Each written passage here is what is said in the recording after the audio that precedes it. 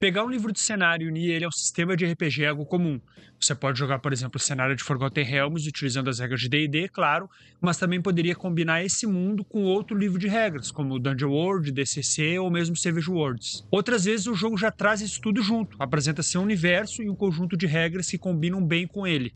Assim é o caso do Forbidden Lands, Vampira Máscara, o VG, o Arquivos Paranormais ou o Rebel R. Mas e se pensarmos em combinações diferentes?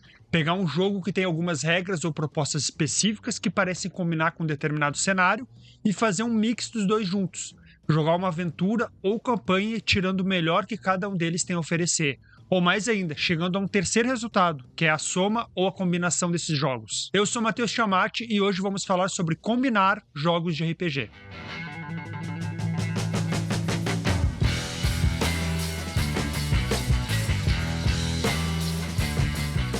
A primeira combinação que exemplifica bem esse exercício de buscar relacionar diferentes jogos é usar Ravenloft, o cenário oficial de D&D, com o RPG Against the Dark Master. Ravenloft é um dos principais cenários de D&D e é conhecido pelo horror gótico. O cenário surgiu de uma aventura que fez muito sucesso e queria valorizar mais como os vampiros são usados como inimigos, já que eles não são apenas monstros aleatórios que se encontram em uma dungeon qualquer. O Castelo Ravenloft trazia o Conde Strahd, inspirado diretamente no Drácula. Mas bem, o cenário evoluiu muito e é conhecido por ter vários domínios, sendo cada domínio uma região que varia de um grande reino até uma mansão. Geralmente são regiões como reinos ou feudos. O mais importante é que o domínio é governado por um Dark Lord, que também é, ao mesmo tempo, um prisioneiro. Pessoas extremamente maléficas e perturbadas acabam sendo angariadas, seduzidas pelos poderes sombrios, sendo transformadas em Dark Lord. Então cada Dark Lord é único, muito poderoso e com uma história pesada e trágica. Além do Strahd, outro exemplo bem famoso é o Lord Soth, que primeiro apareceu no Dragonlance e é um cavaleiro da morte que corrompeu sua honra de cavaleiro e acabou se envolvendo com a morte da sua amada. Esse RPG italiano tem uma versão brasileira pela editora Macaco do Mal e é um livro imenso que tem o seu próprio conjunto de regras e é feito para jogar campanhas longas e jornadas em mundo de fantasia épica, como O Senhor dos Anéis ou A Roda do Tempo. Não vou entrar em detalhe das regras em si, mas sim um dos pontos centrais desse jogo, que remete ao título. O grupo vai criar junto um Dark Master, um vilão poderoso, uma sombra que paira sobre o mundo de forma ameaçadora, como justamente o Sauron no Senhor dos Anéis ou a Rainha Takhisis da saga clássica de Dragonlance. Esse vilão vai estar em conflito constante, mas indireto com o grupo, já que o seu poder é crescente e ele tem como objetivo se libertar da sua prisão. Sobre a criação em si, o livro traz tabelas onde vão ser escolhidos desde o epíteto do Dark Master até o artefato que ele cobiça, além da maldição e profecia que estão atrelados ao item, assim como poderes, aparências, objetivos e tudo mais. O processo de criação é bem divertido. Pois então, essa relação com os personagens jogadores é indireta, já que o Dark Master ele está distante. É mais uma ameaça constante do que uma figura material em si que se pode ir lá e chamar para o X1. Por outro lado, é direta por se mostrar presente de diversas formas, as seclas, maquinações e tudo mais. Como o livro diz, o Dark Master é o maior inimigo dos povos livres. A forma como o livro traz de o grupo criar juntos a figura central e maléfica a ser enfrentada é muito boa. Não é um Dark Master que o cenário específico descreve, que tem que se ler todo o background, romances e tudo mais para estar por dentro da lore.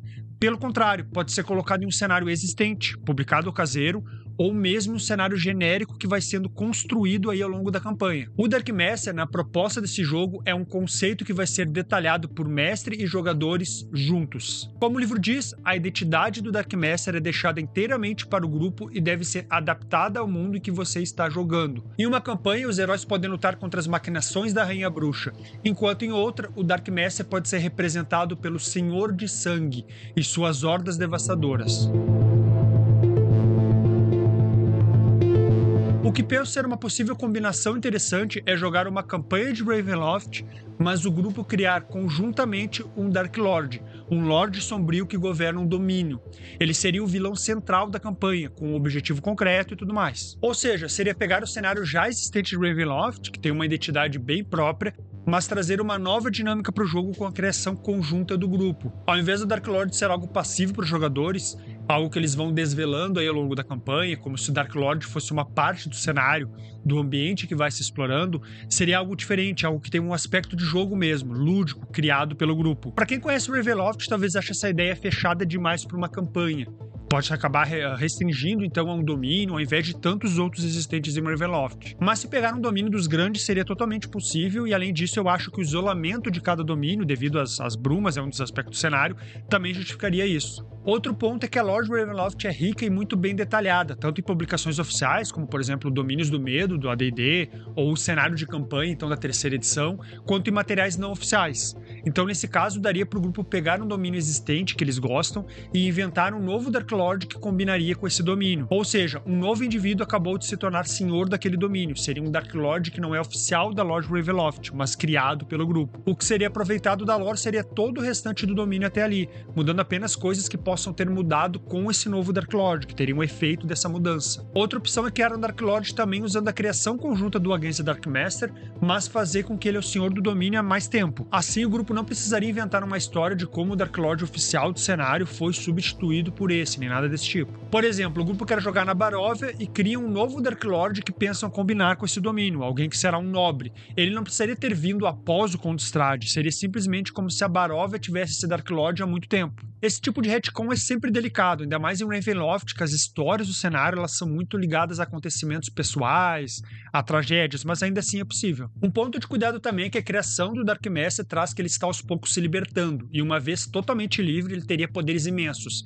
Isso não é tão comum no Ravenloft, né, tirando algumas exceções como Vecna, mas acho que combina bastante trazer esse aspecto de profecia e de apocalipse vindouro personalizados em uma figura específica. Talvez apenas pessoalizar ainda mais a maldição e a profecia com tragédias pessoais do Dark Lord, o que também não chega a ser incomum. O Lord Soth está fadado a ficar revendo Canto Lamurioso sobre sua tragédia, por exemplo, então daria para fazer que isso é a maldição dele e pensar que a maneira dele se livrar disso seria sair do aprisionamento, como pede o livro Against the Dark Master. E essa saída dependeria de algum objeto que ele busca, objeto esse que o grupo vai inventar com as rolagens de criação do Dark Master. Por fim, dois adendos. O primeiro é que outro jogo pode remeter essa proposta do Against the Dark Master, que é o Shadow of the Demon Lord. Ele já saiu aqui no Brasil pela Pensamento Coletivo e inclusive vai ter uma nova versão pela Tria Editora. Nesse jogo o Apocalipse está vindo e ele é personalizado em algo específico que vai aos poucos afetando o grupo de jogo. Só que aqui é uma ideia bem de fim de mundo mesmo, de apocalipse, então acho que não combina tanto com um vilão específico, com nome, objetivos e tudo mais, como o Sauron, por exemplo, do Senhor dos Anéis, ou um Lorde Sombrio do Ravenloft. O segundo adendo é que se quiser conhecer mais sobre o Ravenloft, tem duas boas opções. A primeira é a coluna Ravenloft, do canal Brainstormcast. São alguns episódios, então, detalhando os domínios, a lore, os produtos, cenários e tudo mais. Um dos convidados frequentes dessa coluna, inclusive, é o Gabriel Jansen, que tem seu próprio canal, o The Hour of the Raven, A Hora do Corvo, que tem episódios tanto em inglês quanto em português. Eu vou deixar o link de ambos aqui na descrição. Vamos entrar no segundo exemplo de combinação, que tem um livro muito diferente, mas antes, que tal se inscrever no canal e ativar o sininho? Tem novos vídeos sobre RPGs variados vindo aí, assim você não perde nada. O segundo caso que eu trago de combinar jogos é para quem quer jogar aventuras em cavernas ou locais escuros. Sabe como é? O grupo de aventureiros em um mundo de fantasia medieval se embreia em um subterrâneo cheio de perigos, onde a escuridão é um elemento opressor por si só. Isso pode ser encontrado em vários cenários, claro, mas provavelmente o maior exemplo é o Underdark do Forgotten Realms, que até apareceu brevemente ali então numa cena do filme do D&D. Mas essa região é muito mais complexa e cheia de perigos. Digamos que o grupo vai se aventurar nessa região, então. Se o grupo usar os materiais sobre Underdark, terão bastante coisa legal, mas, sinceramente, os monstros que são trazidos em vários dos suplementos de D&D, do Forgotten Realms, os acontecimentos perigosos de uma jornada subterrâneo, nada disso parece trazer realmente as dificuldades, os medos de estar em um lugar desse tipo. E é aí que entra o livro Winds of the Earth. Esse livro é incrível e traz um repensar sobre muitas coisas que nós concebemos sobre andar em cavernas e locais escuros. Apesar de ser um suplemento para Lamentations of the Flame Princess, ele faz mais do que descrever uma região específica de um cenário em particular. Ele propõe justamente detalhar esse tipo de locação de maneira inovadora. Para começar, os monstros são muito mais sombrios e sinistros, e as próprias ilustrações em preto e branco do livro dão essa ideia. São criaturas disformes, parecendo rabiscos ou silhuetas, sem que se consiga definir muito como são suas formas. E isso faz muito sentido. Com pouca luz de tochas, quantos aventureiros terão realmente visto em detalhes os monstros para conhecer bem a aparência deles? Outro ponto é que a descrição de cada monstro detalha seu cheiro e barulhos, informações que são valiosas onde não se pode contar com a visão. O livro detalha como o monstro usa a sensorialidade, então, para perceber o movimento de aventureiros incautos. Os próprios personagens possivelmente utilizarão essas percepções sensoriais para navegar, então, nesse ambiente, principalmente com o mestre detalhando essas descrições.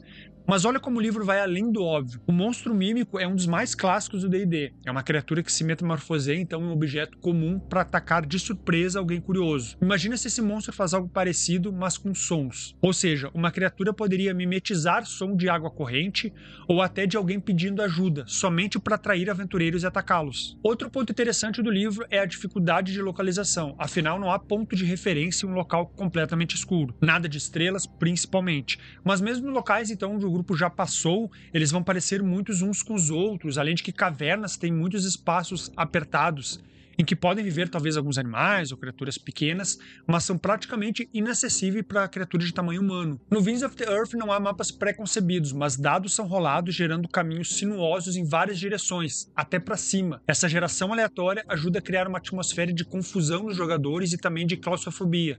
Afinal, muitos túneis, frestas e passagens extremamente estreitas vão surgindo nessa geração. Mas se você acha que essa geração aleatória de cavernas e caminhos é basicamente por tabelas aleatórias, está bem enganado. As rolagens permitem trabalhar a tridimensionalidade das cavernas, rolando dados com usos bem inovadores. Se você rola, por exemplo, um D4, para onde um está apontando é a direção para onde a caverna segue, inclusive para cima. Ou ao jogar 2D6, a distância entre um dado e outro vai ser a distância entre duas cavernas. Bem louco, né? Eu fiz um vídeo falando sobre esses outros usos inovadores de dados, o link está aqui embaixo.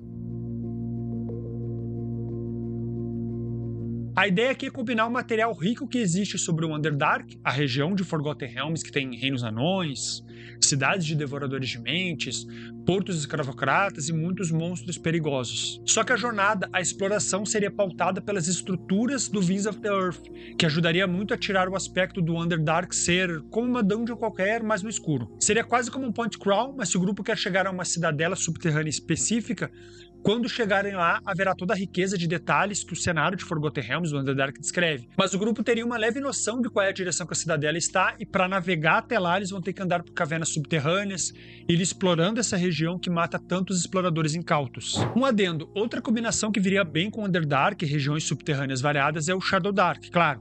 Esse RPG é muito parecido com o D&D em suas mecânicas básicas, mas ele tem alguns diferenciais bem legais, algumas coisas que ajudam a imprimir esse perigo do escuro, como estar no escuro aumenta a chance de encontros aleatórios com monstros, ou cada tocha durar 1 hora no mundo real também, além de que somente monstros enxergam no escuro. Ainda assim, apesar de adorar o Shadowdark, inclusive agora estou mestrando um jogo com esse sistema, esse jogo ainda é muito uma reformulação do D&D, na minha opinião até um D&D melhorado. Já o Winds of the Earth, ele realmente é um outro conceito, uma forma completamente diferente de ver regiões subterrâneas como realmente desafiadoras, como realmente letais. Coloquei isso como adendo porque daria para pensarmos em uma combinação tripla. Jogar no Underdark então como cenário, usando a estrutura de regras do Shadowdark com algumas regras da casa do Winds of the Earth, principalmente os tipos de monstros e a navegação errática. A terceira combinação seria pegar o jogo Vampira Máscara e utilizar todo o cenário e a lore. Esse universo do Mundo das Trevas é rico e apresenta muitos elementos interessantes de horror gótico, mas sempre teve o problema do sistema não ajudar tanto nessa proposta. Na quinta edição, a mais recente, algumas mudanças de regras melhoraram muito dos problemas anteriores, principalmente a regra de fome e o uso das coterris, o grupo de personagens vampiros e jogadores que andam juntos. Ainda assim, um dos aspectos que sempre foi destacado no cenário é a intriga política entre os vampiros. E é aí que entra o jogo Urban Shadows. Esse RPG é um PBTA com regras para impulsionar a narrativa. O cenário traz uma cidade sombria, onde as pessoas são vampiros, lobisomens, fadas e tudo mais. Essas criaturas sobrenaturais, elas disputam poder, território, tem facções ali e tudo mais que faz a combinação das regras do Urban Shadows com o cenário do Vampira Máscara parecer para mim bem viável. O uso seria principalmente porque o Urban Shadows tem mecânicas próprias, como a regra de corrupção, que quanto mais corrupto o personagem vai se tornando, mais seus poderes sobrenaturais afloram, o que serve bem para emular aquela ideia então de aos poucos ir deixando o lado humano para ir se tornando um pouco mais, cada vez mais um monstro, o que nunca funcionou muito bem com a regra de humanidade do vampiro. E eu falei da intriga política dos vampiros, que seria muito bem alavancada então com as regras de dívidas do Urban Shadows. As dívidas são, como explica o livro então, uma rede de favores e obrigações que amarra as personagens umas às outras no meio do caos da cidade. Essa regra faz com que os acontecimentos dramáticos tenham respaldo em regras. Pedir um favor pro ancião fará o personagem ficar em dívida. Ajudar outro vampiro fará ele estar em dívida com você. E usando a lógica do sistema PBTA, em algum momento você pode usar o movimento de cobrar uma dívida. Imagine quantas dívidas a cobrar o príncipe da cidade teria, ou ainda os Nosferatu que vivem fornecendo informações valiosas. E aí, gostou das possibilidades de combinações? Comenta aqui que outros RPGs você já pensou que daria um bom jogo se usados em conjunto.